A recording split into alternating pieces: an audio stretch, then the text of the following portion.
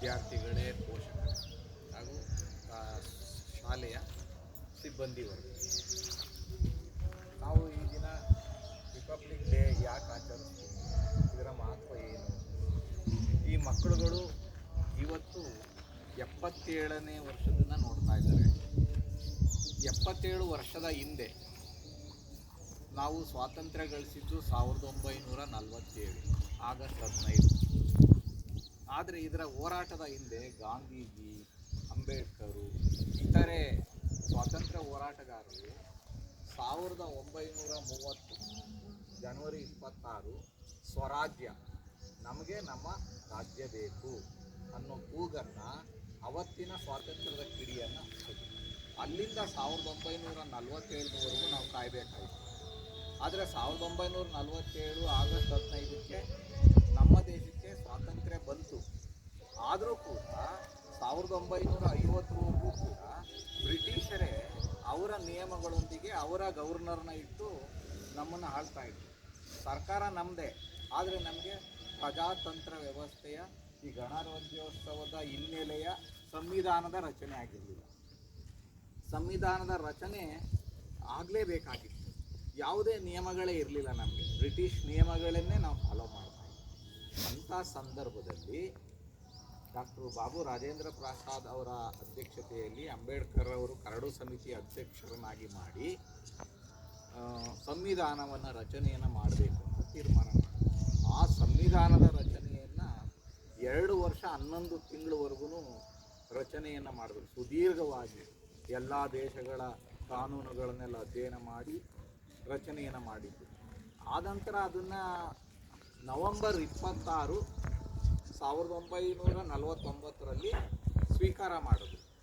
So ಅದನ್ನು ಸಂವಿಧಾನ ದಿನ ಅಂತಲೂ ಕೂಡ ನಾವು ಆಚರಣೆ ಮಾಡ್ತೀವಿ. ಅದಾದಮೇಲೆ ಸುಮಾರು ಅಧಿವೇಶನಗಳಾಗಿ ಜನವರಿ 26, 1950ರಲ್ಲಿ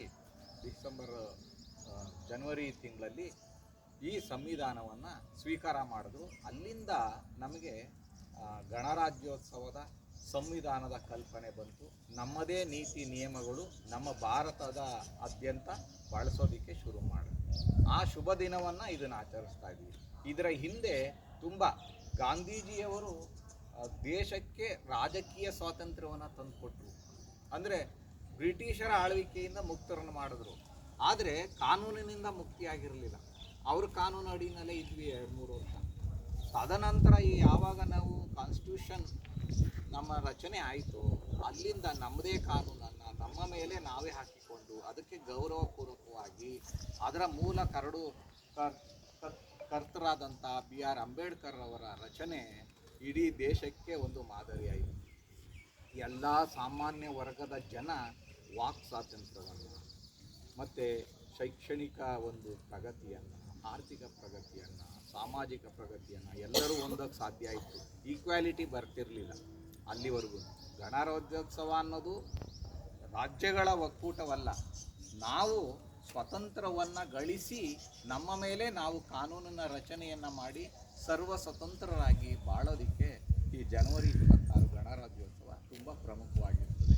ಸೊ ಈ ದಿನ ನಾವು 77ನೇ ಗಣರಾಜ್ಯೋತ್ಸವವನ್ನು ಆಚರಣೆ ಮಾಡ್ತಾ ಇದ್ದೀವಿ. ಸೊ ಈ ವಿಷಯಗಳು ಪೋಷಕರಿಗೆ ಮಾತ್ರ ಗೊತ್ತಾಗ್ತದೆ, ಮಕ್ಕಳಿಗೆ ಗೊತ್ತಾಗಲ್ಲ. ಆದರೆ ಈ ಥರ ಒಂದು ಆಚರಣೆ ಮಾಡಿದ್ವಿ ಅಂತ ಅವು ಮುಂದೊಂದು ದಿನ ನೆನ್ಕೊಂಡಾಗ ಇದರ ಮಹತ್ವ ಅರ್ಥ ಆಗ್ತದೆ.